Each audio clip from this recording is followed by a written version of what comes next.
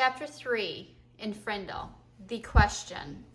The first day of school was always a get acquainted day. Books were passed out and there was a lot of chatter. Everyone asked, "What did you do over the summer?" Periods 1 through 6 went by very smoothly for Nick. But then came period 7. Mrs. Granger's class was all business. The first thing they did was take a vocabulary pretest to see how many of the 35 words for the week the kids already knew. Tremble, circular, orchestra, the list went on and on. Nick knew most of them. Then there was a handout about class procedures. After that, there was a review paper about cursive writing, and then there was a sample sheet showing how the heading should look on every assignment. No let up for 37 minutes straight.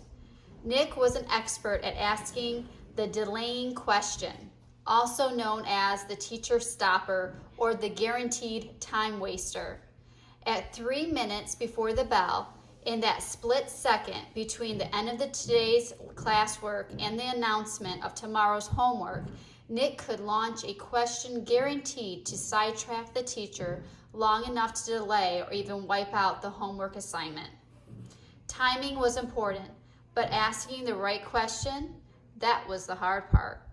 Questions about stuff in the news, questions about the college the teacher went to, questions about the teacher's favorite book or sport or hobby.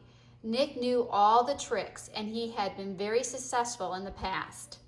Here he was in 5th grade, near the end of his very first language arts class with Mrs. Granger, and Nick could feel a homework assignment coming the way a farmer can feel a rainstorm.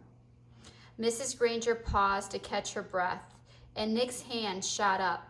She glanced down at her seating chart and then up at him. Her sharp gray eyes were not even turned up to half power. "Yes, Nicholas?" "Mrs. Granger, you have so many dictionaries in this room, and that huge one especially. Where did all those words come from? Did they just get copied from other dictionaries? It sure is a big book." It was a perfect thought grenade. Kapow! Several kids smiled and a few peeked at the clock. Nick was famous for this, and the whole class knew what he was doing.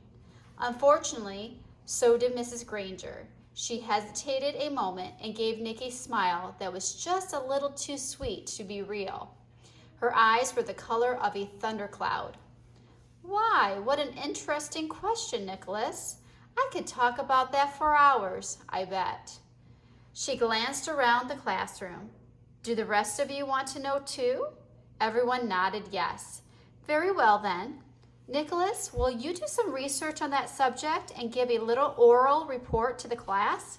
If you find out the answer yourself, it will mean so much more than if I just told you. Please have your report ready for our next class."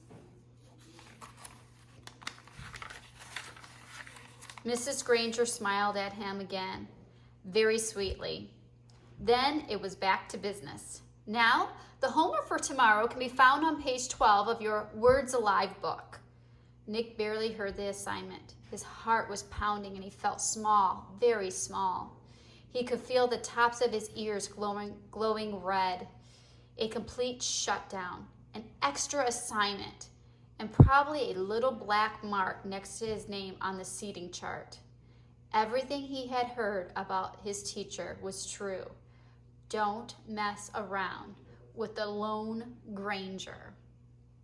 All right, so what did Nick try to do, and was he able to do it?